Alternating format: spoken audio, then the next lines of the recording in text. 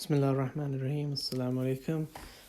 I would like to talk about Ghadeer, the event of Ghadeer, from a different perspective.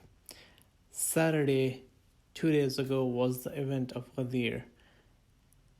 If one could go back in time to the plain of Ghadeer after 2 days, that is today, one would see tens of thousands of people still in Ghadeer because they were asked to stay and give allegiance to Imam Ali alayhi salam and call him Amir al-Mu'mineen.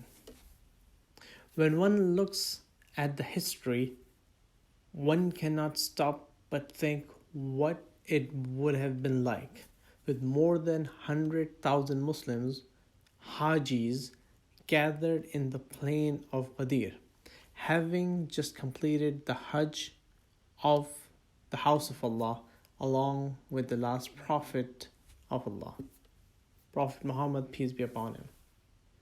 And now all of these purified souls are standing intently listening to the 5-hour long sermon, according to some narrations, on the day of Ghadeer by the Prophet Muhammad sallallahu alaihi wasallam.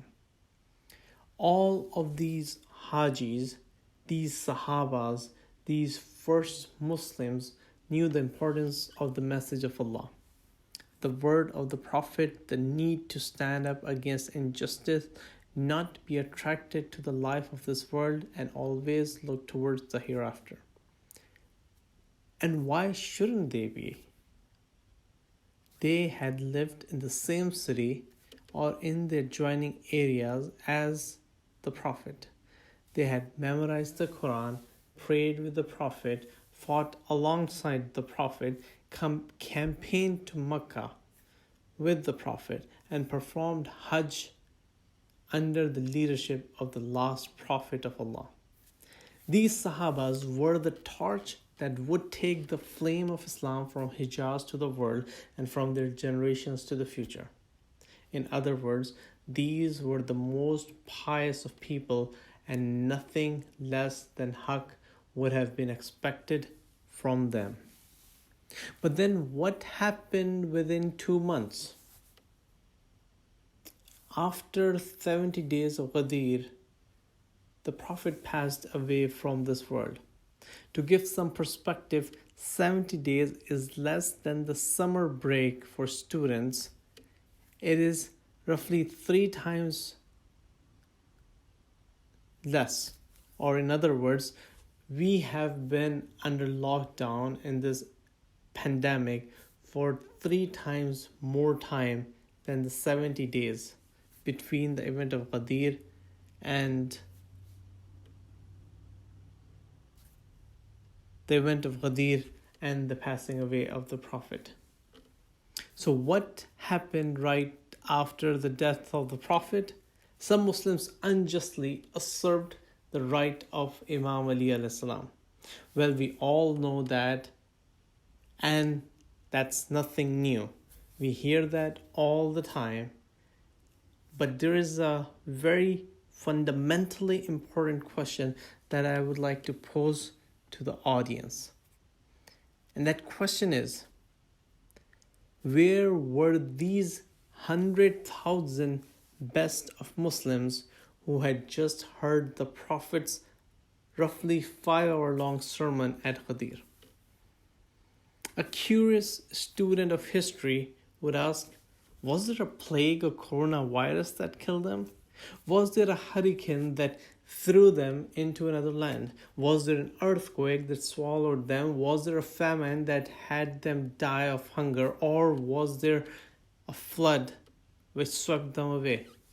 What happened to these people within 70 days? Where did they all disappear? It is one thing that they disappeared themselves. They even did not show up when they were called upon, as if they had lost their hearing ability. When the right of Amir al-Mu'mineen alayhi salam was usurped, he, along with Sayyidah Fatima Zahra salawatullah alayh, Imam Hassan and Imam Hussein went to every single door in Medina, reminding people about their pledge at Ghadeer and at many other locations in front of the Prophet. But do you know what happened? Before going into the outcome, let me ask ourselves again. If the Imam of our time, whose leadership has been confirmed by the Prophet, divinely appointed Prophet, in front of our eyes, and then he comes to our door with the daughter and the sons of the Prophet and reminds us of what we had just heard just 2 months ago. Is there any doubt that any Muslim would hesitate in saying that I stand by you, I will support you? Whoever stops from helping the truth, who could that person be?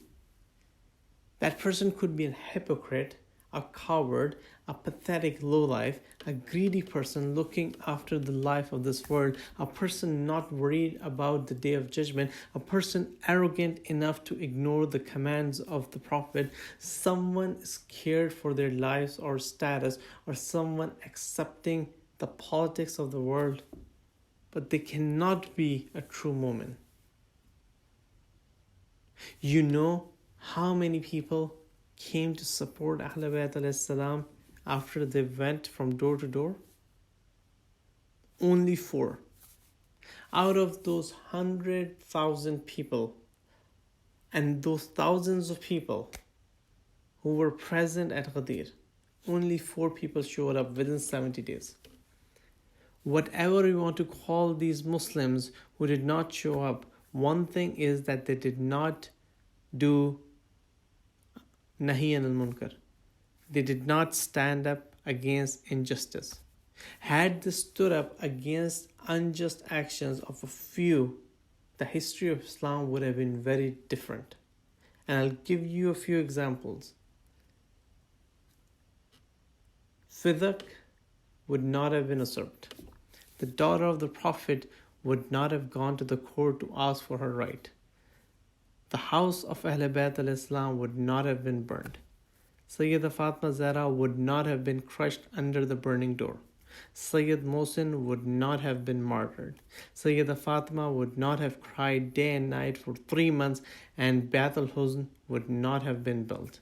Sayyidah Fatima Zahra would not have been martyred after succumbing to the injuries endured during the time of the attack of the house. Imam Ali al-Salam would not be quiet for decades, and Islam would be very different. There won't be bid'ahs added to the religion like changing the azan, changing the wudu, folding the arms during salah, compulsion of salat al-tarawih, changing the location of Maqam Ibrahim, forgetting about khums. Battles of Jamal, Safin and Naharwan would not have been fought. And Imam Ali al-Islam would not have been martyred by a Khariji. Imam Hassan al-Islam would not have been poisoned, and his dead body would not have been pierced with arrows. Imam Hussein al-Islam would not have been slaughtered with his family in Karbala. The household of the Prophet would not have been persecuted. A different Islam would have thrived. Now I understand that Allah has a plan, and that plan would happen no matter what, but lack of the initial Nahi Anil Munkar, stopping from what was evil, standing against injustice, which the Muslims did not practice at that first instance within 70 days of Ghadeer, is responsible for all of these tragedies according to the sequence of events that transpired after that. If Muslims had performed Nahi al-Munkar at that time, Islam would not have been hijacked. The fundamental problem with the Muslim society and the Shias from day one is that we do not actively follow Nahi al-Munkar. Whether we don't have the courage or are subject to the comfort of this life, or ignore things by saying that Allah will be the judge, we don't